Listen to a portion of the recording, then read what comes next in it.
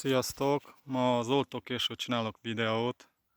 Bemutatom, hogy szerintem melyikek a legjobb oltókések, és a legolcsóbbak, és ugyanolyan jók, mint egy professzionális.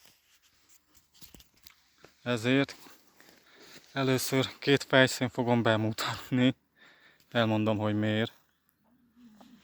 Képzeljék el, hogy ez ennek az éle, egy oltókésnek az éle, és ez egy másik oltókésnek az éle. Az oltókés minél vékonyabb kell legyen, csak annyira vastag, hogy ne hajlódjon, mikor vágsz vele. Elmondom miért. Ez vékonyabb, képzeljék, ez egy oltókésnek az éle, ez vékonyabb, hosszan. Ez is nagyon éles, de ez vastagabb. A vastagabb, mikor bemegy a fába, mire már bemegy a közepéig, már hiába nagyon éles az éle, nem az éle fog vágni, hanem az oldala fogja hasítni. Viszont ami hossza vékonyabb, az éle fog vágni, nem fog hasítani. Így félretesszük, és megmutatom az oltókéseimet, nagyon jól működnek. Itt vannak. Ezek pont annyira vastagok, hogy nem hajlódnak meg, mikor vágsz vele. Ezek mind a három krumplipucolókés. Nagyon jól működnek. És ideális. Nagyon élesek, és vannak olyan jók, mint a szikék, és sokkal jobban lehet velük dolgozni. Megmutatom a vastagságukat. Lássuk csak, mennyire vastagok. Kicsit rosszabb, mert egyedül filmezek.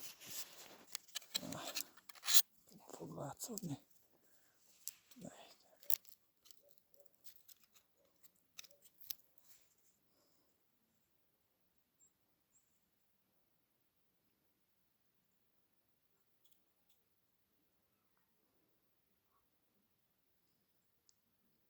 Egy egész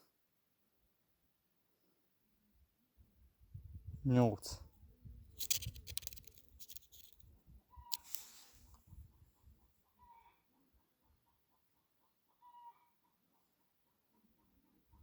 Tized milliméter. Úgyhogy nagyon vékonyak. Van a másik is, ez egy kicsit vastagabb. És 1,9. Aki nem akar ilyen késekkel olcsani, ezek nagyon olcsók, és szerintem olyan jól dolgozó, pont mint egy professzionálissal. Még van egyfajta, ez is nagyon jó, meg pár éve vettem. Sono oltókés, nem drága az ára, ez szélesebb, itt vastagabb, de már,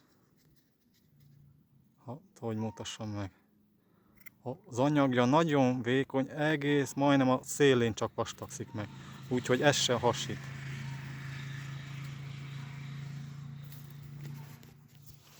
De aki akar nagyon jó oltókést, nagyon olcsó árért, ezeket ajánlom. Krumplipucolókés. Nagyon vékony az anyagjuk, pont annyi, hogy nem hajlik, mikor vágsz. Nagyon kézügyben vannak, és nagyon jó vágásokat lehet csinálni. Ennyit csináltam csak az oltásról, azért csináltam ezt a videót, hogy majd az oltásról ne legyen a hosszabb videó. Minden jót!